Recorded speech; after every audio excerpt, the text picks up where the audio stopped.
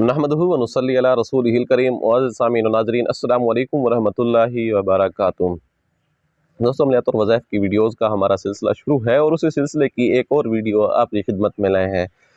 Video शुरू करने से पहले आपकी खिदमत में इल्तिमास है कि अगर अभी तक आपने हमारे चैनल को सब्सक्राइब नहीं किया तो आप हमारे चैनल को सब्सक्राइब करें और साथ वाले बेल आइकन के बटन को भी दबा दें ताकि नई आने वाली वीडियोज़ आपको बर वक्त मिलती रहें।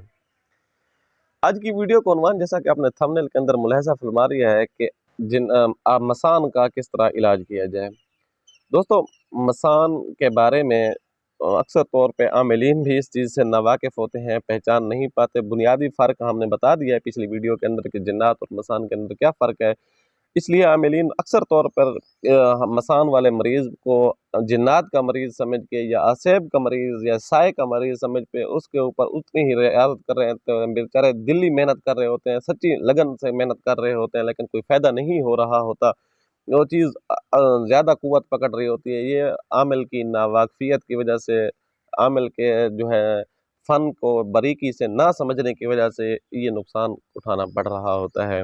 लिहाजा अगर आपने पहले वो वीडियो नहीं देखी, मसान जिन्नात और मसान के दरमियान फ़र्क वाली, पहले वो वीडियो ज़रूर देखें। फिर आज जो है मसान के इलाज की तरफ हम आपको लेकर चलते हैं अपने अमल की जानिब। अमल ये है कि आप जिन्नात वाले, मसान वाले मरीज़ का जब आप इलाज शुरू करें तो उसके ऊपर 3 बार मंज़ल दम करें। याद रखिए, जब मंज़ल आप ख़त्म करेंगे तो उसके बाद मंज़ल के अंदर एक आयत है, लौ अंज़लना हाज़ल क़ुरआन अला जबलिन लरअयतहु ख़ाशिअम मुतसद्दिअम मिन ख़श्यतिल्लाह तो तिलकल अम्साल नज़रिबुहा लिन्नासि लअल्लहुम यतफ़क्करून। ये पूरी आयत जो है आपने इसको कसरत से पढ़ना है। कम अज़ कम 101 बार पढ़ लें तो बहुत ज़्यादा फ़ायदा होगा। इसके साथ आपने जो है आयात कुतब हैं वो आपके सामने स्क्रीन पर लिखी हुई आ रही होंगी। वीडियो के लंबा होने से बचने के लिए बस मैं सिर्फ उसकी तरफ इशारा ही कर देता हूँ। और आयत कुतब आप मुलाहिज़ा फरमा लें, स्क्रीन के ऊपर नज़र आ रही हैं। आप इनको जो है स्क्रीनशॉट वगैरह या किसी सूरत में इनको अपने पास महफूज कर लें। और तीसरी चीज़ जो है वो है चहल काफ, इनको भी आप कसरत से पढ़ें। अगर 100 बार सबको पढ़ें, मतलब लौ अंज़लना वाली आयत को भी 101 बार पढ़ें, आयत कुतब को भी 101 बार पढ़ें और चहल काफ को भी 101 बार पढ़ें, मरीज़ के ऊपर दम करें। तो इससे ये फ़ायदा होगा कि मसान जो है वो सिर्फ कमज़ोर नहीं होगा, बल्कि उसको पीछे जो क़ुव्वत मिल रही होगी वो क़ुव्वत भी ख़त्म हो जाएगी। और आमिल जो है इसके पढ़ने से, मंज़ल पढ़ते हुए जब ये पढ़ेगा, तसव्वुर ये करेगा कि मेरे ऊपर हसार लग रहा है और मेरे ऊपर छाप लग रही है। ये हसार से ये है कि कोई चीज़ मेरे नुकसान न दे, छाप से ये है कि मैं किसी को नज़र ना आऊँ। अपना घर को भी छाप लगा सकता है, जो भी बंदा है अपने घर को भी छाप लगा सकता है, अपने बीवी बच्चों को भी छाप लगा सकता है और मरीज़ को भी छाप लगा सकता है। अब तीसरी चीज़ ये है कि जब मरीज़ को छाप लगाएगा तो वो मसान जो है अंधे हो जाएंगे, उनको वो नज़र नहीं आएगा।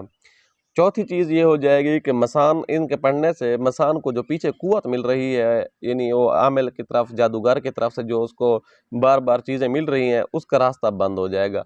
पांचवी चीज़ ये है कि जब रास्ता बंद हो जाएगा तो उसकी क़ुव्वत कमज़ोर हो जाएगी और उसके साथ साथ आँखों से पहले अंधा हो जाएगा। अब जब ये बार बार आप पढ़ाई कर रहे होंगे, ये अमल 3 दिन करने से उसकी दिमागी तवाज़ुन और जो सोचने की सलाहियत है वो भी ख़त्म हो जाएगी। और उसके साथ साथ आहिस्ता आहिस्ता बर्फ़ की तरह, मोम की तरह वो पिघलना शुरू हो जाएगा, हत्ता कि वो ख़त्म हो जाएगा। उसका जो है मरीज़ से बिल्कुल बाहिफ़ाज़त हो जाएगा। लेकिन याद रखिए, 3 दिन से तो ये अमल फ़ायदा हो सकता है, लेकिन अगर 3 दिन से फ़ायदा नहीं भी हुआ तो आपने 11 दिन या 21 दिन अमल जारी रखना है। अगर आप इसको 21 दिन अमल जारी रखते हैं, इंशाअल्लाह सुम्मा इंशाअल्लाह, इससे आइंदा के लिए भी आप महफूज और मामूर रहेंगे। उम्मीद है आपको ये वीडियो अच्छी लगी होगी। आने वाली वीडियो तक के लिए अल्लाह हाफ़िज़।